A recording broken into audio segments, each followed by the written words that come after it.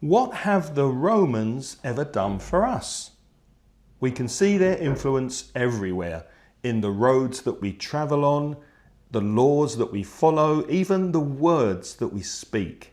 So in this episode, we'll explore how an ancient empire didn't just conquer lands, it laid the foundations for modern civilization. Welcome to Aprender Inglés with Reza and Craig. Hello and welcome to the podcast, especially if you're a new listener. My name's Craig. And my name's Reza. And with nearly 60 years of teaching English between us, we'll help you improve your English and take it to the next level. How are you doing, mate? Not bad at all. Although I'm getting a bit tired of this overcast, cloudy weather that we've had for the last week. It's very unusual in Valencia, isn't it? It is. We're recording this in May 2026 and it's unusually miserable and grey, but I'm sure it will change soon. Before we start with today's podcast, I just want to say hello to friend of the show, Marvin, from Germany, who has sent us these lovely marzipan chocolates. And we will try one now, because we do appreciate, there you go, Reza. A live tasting. A live tasting indeed. Let's see what you think. These are lovely. I've already started them because I could not resist. They're from Lübeck. Lübeck's in the north of Germany, I think, isn't it? Yeah, Marvin lives in Hamburg and these are not too far from him. And we really do appreciate the sustenance, Marvin, that you've sent us to get us through the podcast. Very good. Sehr good, Marvin. Dankeschön. Dankeschön. Very good. Lovely. Very, very good. Chocolate's always welcome on the podcast. Oh, that's so good. Wow. And no apologies. We're giving no apologies for the horrible eating noises that you can hear. That was really, really good. That really hits the spot. Delicious. Now, well, you better continue because I've got a mouthful of marzipan. Give us a second. Okay. So, where were we? Oh, that chocolate's made me lose my train of thought. Shall we start with a bit of feedback from yes, Mati? let's. Okay, so Mati from Cartagena sent us an email. I'll tell you what, I'll read it out. Let me just swallow the last bit of that lovely chocolate. She writes, "Hi again, this is Mati from Cartagena. How are you guys? I have a new topic for a future podcast in case you were running out of ideas."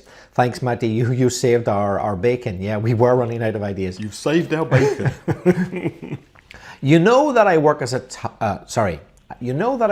tour guide in my city, and here we have many Roman remains, the same as in a large part of the peninsula. So the question is, what did the Romans do for us? Apart from roads, laws, wine, aqueducts, or public order. By the way, I had to do something similar when I took my speaking topic for the Trinity test. So I will be delighted to help you in case you need it. Lots of love, lots of hugs and health, Mati. Well, thank you, Matty, for your email and your suggestion for today's podcast. What did the Romans ever do for us? Now, I suspect you may have been motivated and influenced for this topic by the film Life of Brian, Monty Python's Life of Brian. And for those of you who don't know the film, I have included a link to a very short YouTube clip in which they ask this question, what did the Romans ever do for us? So in order to see that clip, go to the show notes for this podcast, which is at inglespodcast.com/622. And there you'll see a link and you can go and understand a bit deeper why we are answering this question and what motivated Matty to send it in. Yes, that film is a classic British film. Pretty much everybody of our age and maybe a little bit younger and 20 or 30 years older knows that film, and it's very, very, very, very popular in the UK. The Life of Brian. You definitely got to watch it. Well recommended. Now, you may be surprised to hear that so many things that we use today on a daily basis and maybe we take for granted, that we don't really appreciate them, come from the time of the Roman Empire. And if I said to you, can you name some? You might have known some of the things that Matty mentioned, but we're going to give you a list now and speak about them briefly. And I think there will be some here, I suspect there will be some things on this list that maybe you are as surprised to hear as we were. So what's the first one, Reza? Hold on, let me just get a gulp of water to wash You down still got the marzipan in Marvin's lovely marzipan chocolate. It stays in the mouth. It's Oh lovely. yeah, it lingers. It lingers. So let's talk about roads and infrastructure. Well, I'm sure a lot of you probably know this, that the Romans built a very extensive road network connecting their vast empire all over Europe, even a little bit beyond Europe as well. And the phrase in English, all roads lead to Rome, isn't just a metaphor, and I know it exists in Spanish language as well. Those roads literally did lead to Rome. They built over 400,000 kilometers of roads to facilitate trade. Instead of facilitate, we could say to pave the way for. A pavement, as I'm sure you know, is what you find at the side of a road where you can walk. And the expression to pave the way for is connected to that. It's like to prepare a road, like somewhere where you can walk down, a route, metaphorically. So building all these roads paved the way for rapid military deployment. That was their main motivation for building the roads. The armies needed to move around quickly to control the empire. And Roman roads were built with a slight curve. They weren't exactly flat, but it wasn't an accident. It was to allow rainwater to drain off. To drain off means that when the liquid falls down to one side, it drains off, because you don't want lots and lots of water always on the road. You couldn't use it. So by making a slight curve, it drains off to one side. And that's a technique which is still used in modern civil engineering today. So the Romans figured it out a long time ago. That's right. So apart from roads and infrastructure and that curved road to let the water drain off, what did the Romans do for us? Well, speaking of water, aqueducts and water supply. They developed quite advanced water management systems to supply cities with fresh water. And then they also put in place some public fountains and sanitation systems for human waste. Toilets. We know when you go to the toilet, before the Romans, it just used to be close to where you lived. But the Romans built a system that took this human waste out of the inhabited area, out of the population area, and dumped it and put it in a river. And then the river took the waste away. So that's one thing that was a huge improvement in public health, less disease, and they did this in many of the lands and countries that they conquered. Now these aqueducts that carry water, they could carry water up to 50 miles using just gravity. So there was no pump, there was nothing pushing the water, it just went gradually downhill as liquid tends to do. And that's about 70 kilometers or so. So a very long way just using gravity on these Roman aqueducts. And the greatest sewer can be found in Rome, or parts of it still exist in Rome. It's the Cloaca Maxima in Latin, and it's one of the world's earliest sewage systems. Parts of it still being used as drainage today. And to drain, as Reza mentioned, is to take the water away, and the adjective there will be drainage system. So drainage will help to remove the water. Another area where the Romans were really important is law and legal systems.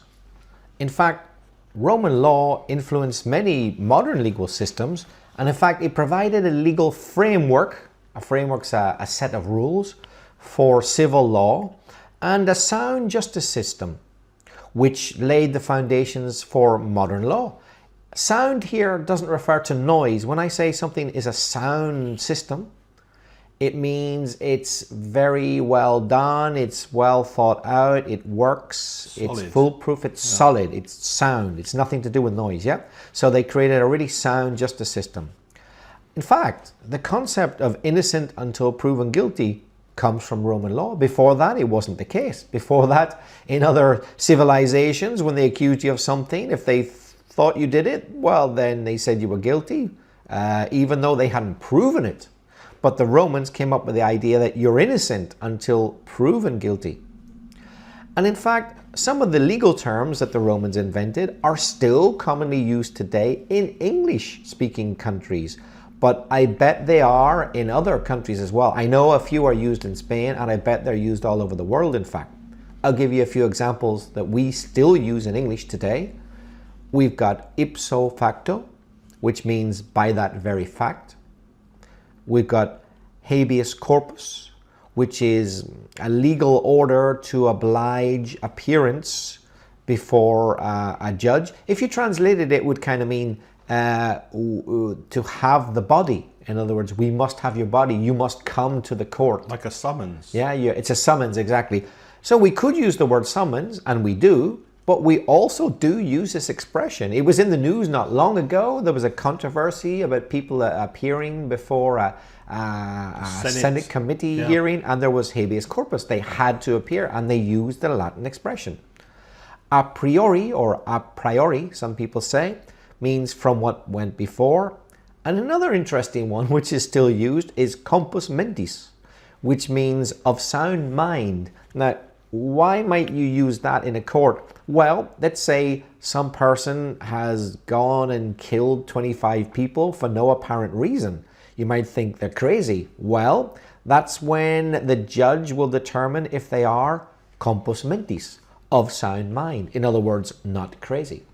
Yeah, I've been watching a very good series on Netflix called Mr. Mercedes with the wonderful actor Brendan Gleeson, the Irish actor from Dublin. And yeah, they mention these words all the time because it takes place in the court quite a lot.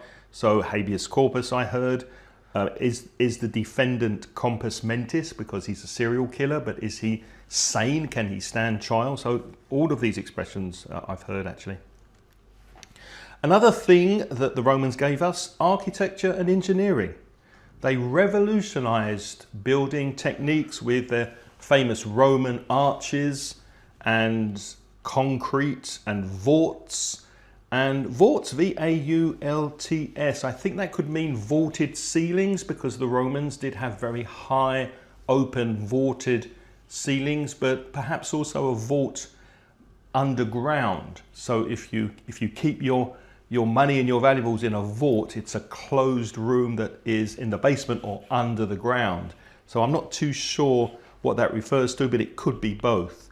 And of course, concrete. The Romans perfected a very special kind of concrete in their day, which they called, which was marine grade concrete. And they mixed volcanic ash with lime and seawater. And lime is made by heating limestone to a very high temperature, and then you get lime, and if you mix those three together, you get a special kind of concrete that becomes solid and hard, and they can use it to construct buildings underwater, which, if you think about it, is incredible. And another example of Roman architecture and engineering, the Pantheon in Rome is still the world's largest unreinforced concrete dome. The dome is like a half circle that you see on some churches like St. Paul's Cathedral in London, the dome on some mosques as well. And it was built around 2,000 years ago, the Pantheon, by Emperor Hadrian. So the Pantheon, the largest concrete dome that doesn't have anything holding it up. It's not reinforced by wood or any other structure. It just stands or it's there by itself. By the way, another very important thing that Emperor Hadrian built was the wall, the famous Hadrian's Wall, which is more or less the border between England and Scotland. Not exactly, but more or less. And it was to keep the Scots out of the Roman Empire because The Romans considered them a bit crazy and difficult to beat. And Nothing much changed. yeah, the English came along and still thought the same. Keep the and Scots it's still out. their way. So he literally built a wall. So Trump, you're not original. Hadrian built a wall to keep the foreigners out. There's nothing that the Romans haven't done. Yeah, but apart from aqueducts, water supply, law and legal systems, architecture and engineering, roads and infrastructure, what did the Romans ever do for us? Well, they like to keep nice and clean, so they promoted public health and cleanliness through public baths and just generally good hygiene. You might think, but well, come on, everybody washes themselves. Well, yeah, hopefully nowadays when they can. But this was at a time when washing oneself was not common in Europe. It wasn't the normal thing to do. People would go literally months, if not years, without washing. And the Romans realized this was not a good idea. It was better for your health to be clean. So they built public baths and hygiene. And these bathhouses, they were not just to keep clean, but they were really social hubs as well.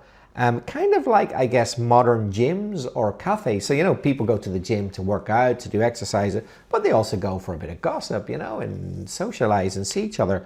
The Romans did the same in their baths. And you might think, oh, but we've got spas. Well, it's basically the same as the bathhouse, isn't it? It's a kind of a fancy version of a bathhouse. So you might think, oh, I'm going to go with my friends, have a chat in the spa. How modern am I? You're not modern at all. You're cool, but the Romans were doing it over 2,000 years ago, I have to tell you. Bathhouses, yeah. But I think we should add that they were probably more for the social elite, the people in higher society, the senators and the rich landowners. I'm sure that the majority of the population were not exposed to bathhouses, but they definitely increased cleanliness, yeah. Another thing they helped with is the Latin language, or they gave us the Latin language, which left us a linguistic legacy. Many of the languages today have the Latin base. Romance languages laid the foundation for Spanish, for example, Portuguese, Catalan, Romanian, Romanesh from Switzerland, French, and of course Italian, among others. And there are many languages, including English, of course, that still use phrases directly taken from Latin today. And a couple of examples, we've got e.g. that you sometimes see, e.g, which is example, isn't it? But it's exempli gratia in Latin, per se, ad hoc, pro bono. We spoke about the legal system. If you do something pro bono in law, then you do it for free. You don't charge anyone. Bona fide, which means the real thing. Another abbreviation, IE, you've probably seen that, which is inter alia. I did not know that actually. Inter alia, among other things, it means. And quid pro quo, that's not quid, the slang word for the English pound. That's exchanging something, quid pro quo. So you give me this and I'll give you that, and you do a swap and exchange. And then of course, etc. is another abbreviation for et cetera, which comes from Latin as well. So all of those expressions and many more come from the Latin language. And of course, let me just add that apart from, apart from expressions which are pure Latin and haven't changed at all, like per se or ad hoc, so many words have their origins from Latin, but they've been modified. Spain, Hispania, or España in Spanish if you prefer. The Romans called it Hispania. Valencia. Valencia, Valentia. So although the words are slightly different, you can see that they came from Latin. So apart from words which are pure Latin, so many other words came from Latin and got modified. Yeah, okay, Reza, but apart from that, what have the Romans ever done for us? Well, if that wasn't enough, the very day-to-day life that we lead, how do we count it? It depends on them. It's the system of calendars I'm talking about. So the Julian calendar is called Julian because it was introduced by Julius Caesar, the emperor, and it was an idea to align with the solar year, with the sun. While the Gregorian calendar eventually replaced it, the Julian version gave us the basic idea, which is still with us today, of the 12-month structure and the idea of the leap year. You know, that year when you get an extra day in February. For example, the word July comes from the fact that Julius Caesar invented the calendar. So in English, we still say July. They say Julio in Spanish. They say Juliol in Catalan, Valencian. Also, August comes from the Emperor Augustus. So even though we changed to the Gregorian calendar, the basic ideas of the Julian calendar still remain in place. And I didn't know this, or I didn't think about it, but the Gregorian calendar is called the Gregorian calendar. Do you know why? It's got to be after somebody called Gregorius or something like it. Yeah. Pope Gregory the 13th, who introduced the Gregorian calendar in 1582. It didn't immediately get changed. It's not like, oh, one day we're using the Julian calendar, next day. No, it took quite a few years to become standard. But if you think about it, they were using the Julian calendar for about 1600 years before it actually changed to the calendar that we use today. So the Romans introduced a calendar that lasted a bloody long time. They build things to last, yeah? Which brings us to our next topic, urban planning.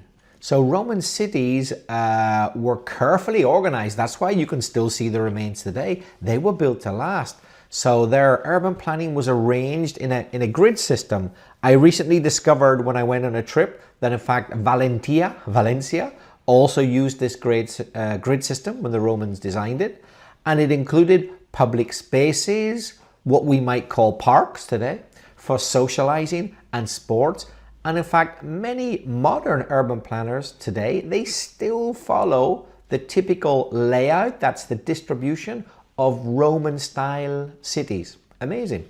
Yep, and other examples of cities that have this Roman style layout: Florence, Saragossa in Spain, Cologne in Germany, and Barcelona have that distinctive grid feature in parts of the city.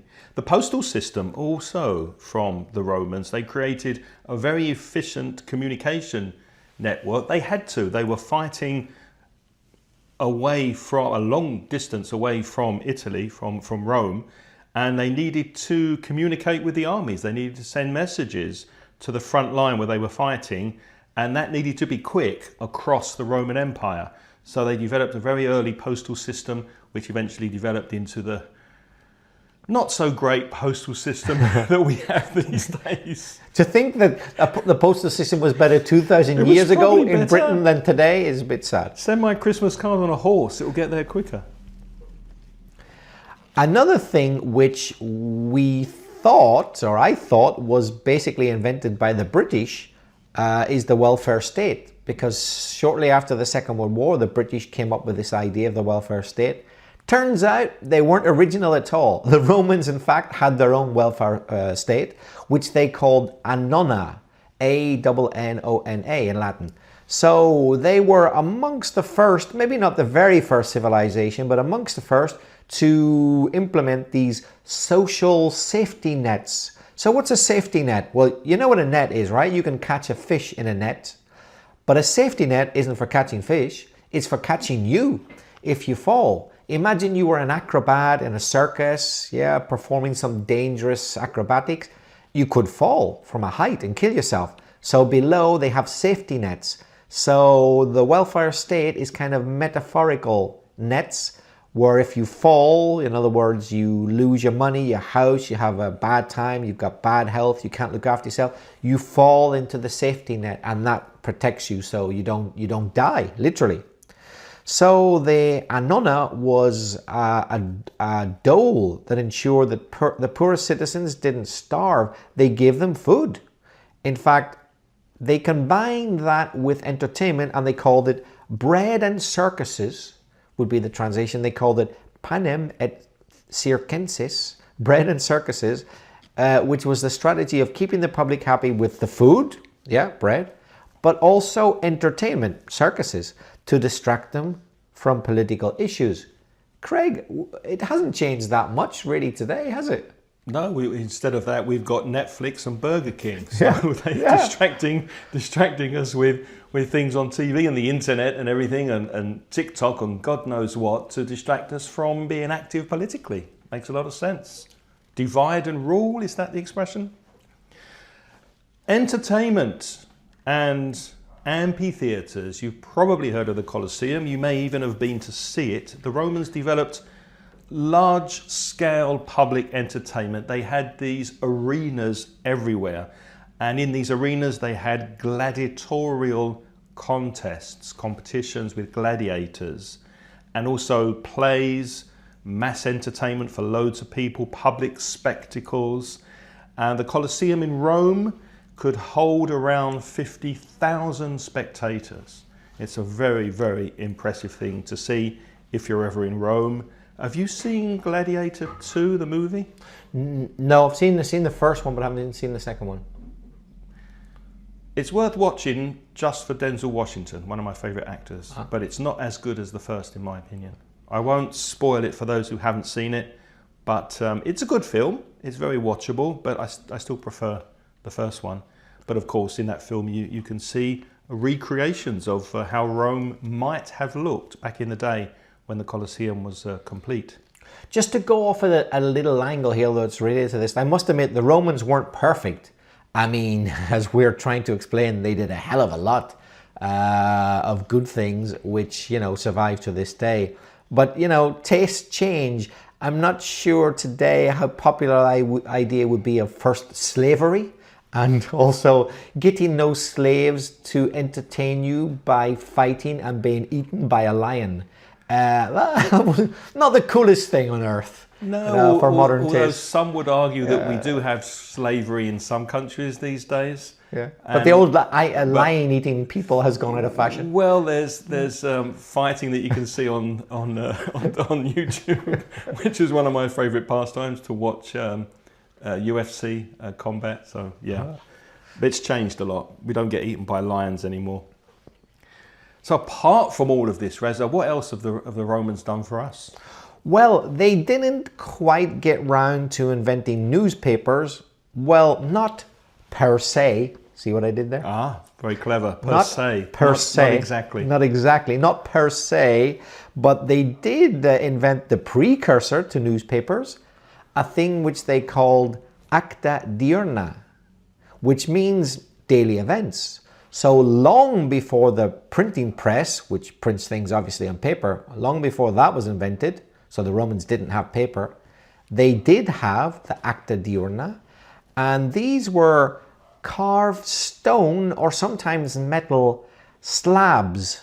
A slab is like a big piece of stone or perhaps metal, usually a square shape or rectangular, and they carved their information onto it, they wrote onto it, and then they displayed them in public places, like you can do with a paper notice. But they didn't have paper, they did it on stone or metal.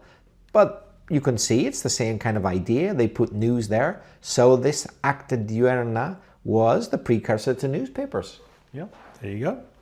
Now you'll be pleased to hear that you don't need to inscribe something on stone and carve it in stone to send us a message. These days it's a lot easier. Reza, how can people get in touch with us if they have any comments on this episode or anything you want to ask us? It's very, very easy. You've just got to get a hold of a gladiator and send him on foot along a Roman highway to hand deliver the message. No, it's much easier than that these days. You can simply leave an audio message at speakpipe.com/Ingles podcast. There's a link in the show notes to tell you about that. Or if you prefer more Roman style, but maybe a slightly more modernized version, you could write, not on a stone slab, but an email. You could write to Craig@inglespodcast.com or me, belfastreza@gmail.com. And if you do send an email, you could change the font to Times New Roman. Of course, yeah. If you're a Spanish speaker and you want to improve your English with free and paid resources, you can visit the Mansion Ingles website at mansioningles.com. And for paid products, you can browse the online store at store.mansioningles.net. If you'd like to have a full transcription of this podio, What's that? That's Latin. Yeah, the Latin. I was going to see Podium. podium. I got mixed up with podium and podcast. Not the same. Podium may be a Latin word, but podcast I don't think does come from Latin. Or maybe it does. I wouldn't be surprised. It probably does have a Latin connection. Pod, maybe iPod. It might be. I wouldn't be surprised. But anyway, I'll try again. If you'd like a full transcription of this podcast, in other words, the audio. Now, audio does come from Latin. That's a word which is similar Latin. You might consider joining our Patreon program.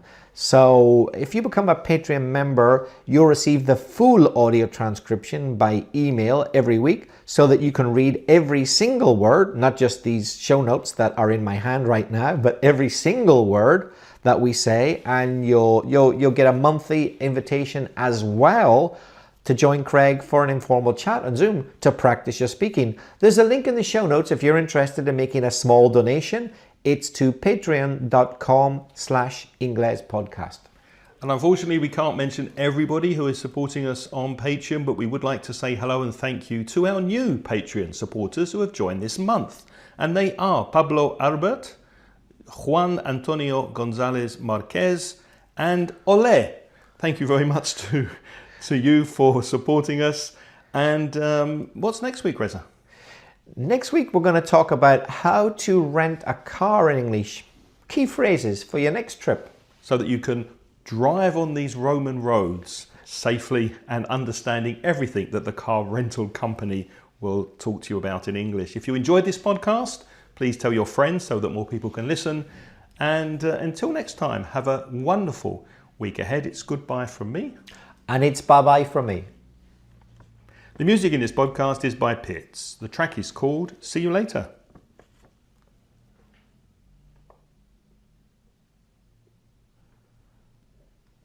(32). And I think the second take was better. Anyway. Always is. Yeah. Yeah. Always is. That's good. Coffee? Yeah, I'd love one, thanks. And biscuits. Did the Romans have biscuits, I wonder? They probably did. They had pretty much everything. They probably had everything, didn't they?